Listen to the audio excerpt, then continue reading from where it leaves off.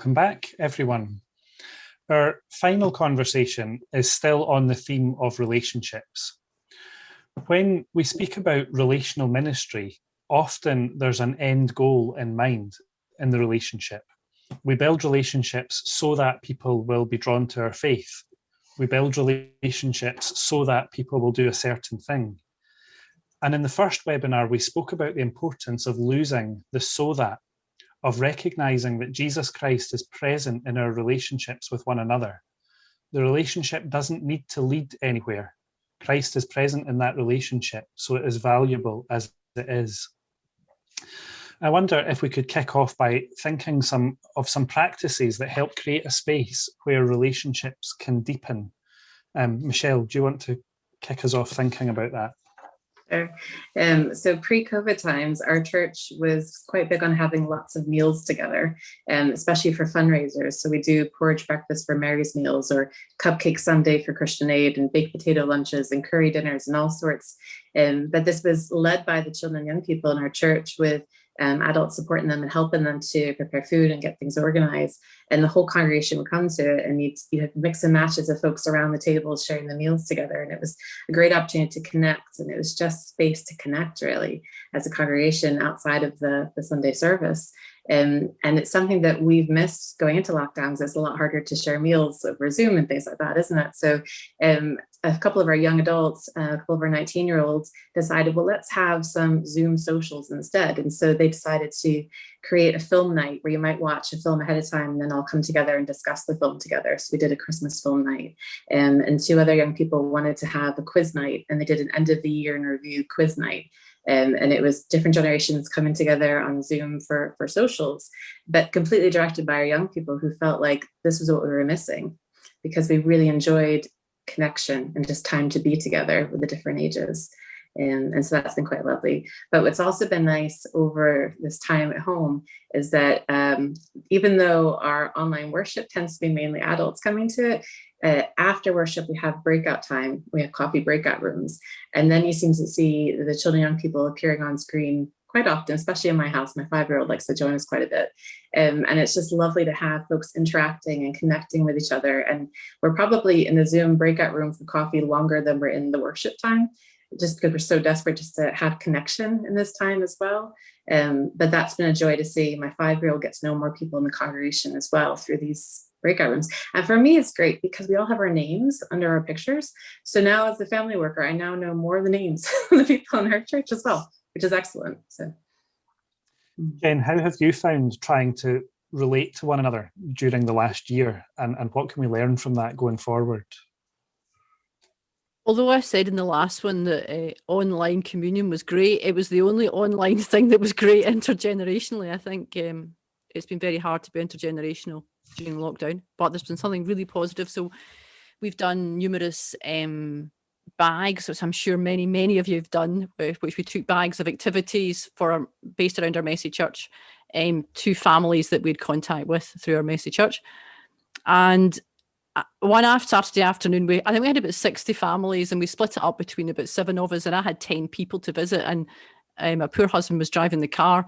And I think 3 hours later we got home, because every door I went to, somebody wanted to just really chat about life, about everything, and we shared our stories of what we were all going through, and that happened on a few occasions. And I would say that there's some deeper relationships in our Messy churches than they were previously, because at the actual event it's very chaotic. You have some conversations while you eat your chocolate pudding, and some when people are leaving and coming and going, but not the level of conversations we had in the doorstep. So a challenge for us really is how we maintain that as we go into the future, whatever the future looks like. But that has been a blessing. I would never say COVID was a blessing. It's not. It's been full of pain and suffering, but there has been these things that happened that have been real privileges and precious moments of conversation. I do pray that knowing that we just love each other and we care for each other, and I'm not the person who does the event for you. Sometimes felt Messy Church was just something else that people came to, but actually I hope that some of us at least have discovered it is much more about community and being together. one of the questions that often comes up is, what about the number of churches we have up and down the land that don't have any children with them regularly? Does all of this that we've been talking about tonight apply to them? I don't know who that's to.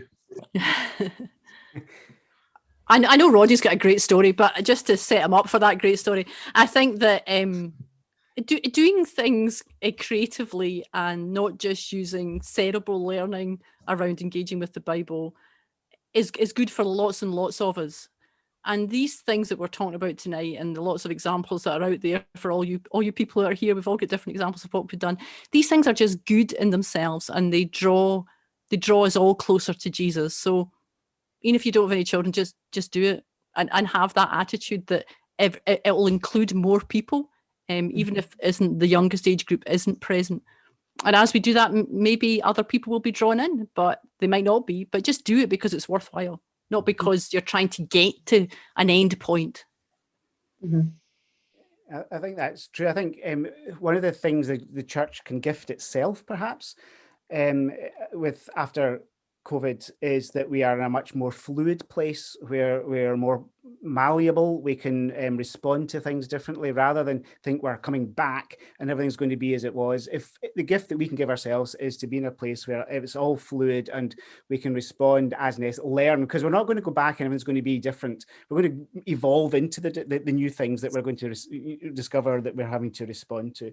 So I think fluidity is the gift we can give. And within that fluidity, perhaps for us, we've got a whole lot of things to learn. Lots of things haven't gone well, etc. People don't engage well with Zoom for us, particularly. Those who do engage completely, etc. So there's lots of things.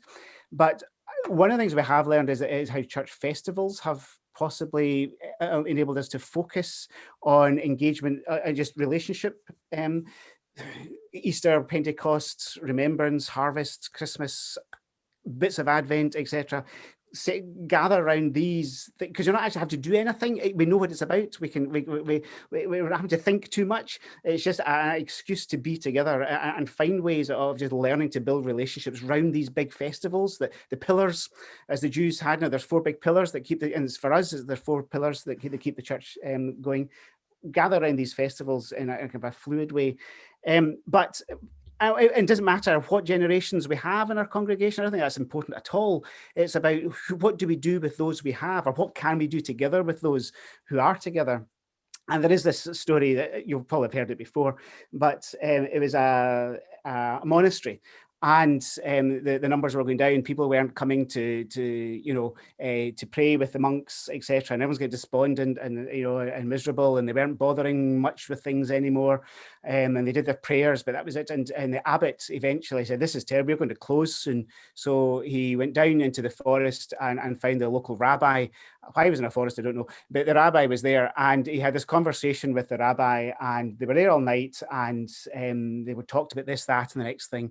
But the rabbi said, "I really can't help you. I don't know what to do about your situation." But just as the abbot was leaving and going through the door, the rabbi turned to him and said, "But remember, the Messiah is among you, or the Messiah is one of you." And so the abbot ran up the hill to the monastery, and all the monks that were left were saying, "What did he say? What did he say? What's the answer?" And he said, "He didn't give me an answer, but he did say the Messiah is one of us." So suddenly they all responded differently to each other. They were caring for each other, they helped each other, etc. And the way they engaged became known. There's a loving, compassionate, caring community, and that became known in the local community. And people started attending, sitting out their picnics out in the lawns. They came to the worship, etc. And so the monastery grew again. And the idea is that it's the relationships that we have that are important. And it doesn't matter what generation. We're not doing this to get young people or families back into the church. Forget that. Do it because it's the right thing. It's the kind of relationships we want to have. It's gospel relationships. We're not here, go back to the very first question, we're not here about relationships of power. It's relationships of love. And this is what all this is about. It's just finding ways of caring, being compassionate, loving each other. Some of us will have new ways of doing that. And that's what I like about these events, is that we can share these stories because there's no experts. Absolutely. The 3 of us here just so happen to have our names at the top of the list somewhere. You know, it could be anyone here tonight could tell the same stories or varieties of these stories. It's all about just finding ways to care for each other again. And that feels like a lovely point to continue our conversations with one another. So this time, thinking of your church community, what opportunities have been created for relationships to develop and deepen, and how could you enable more of this?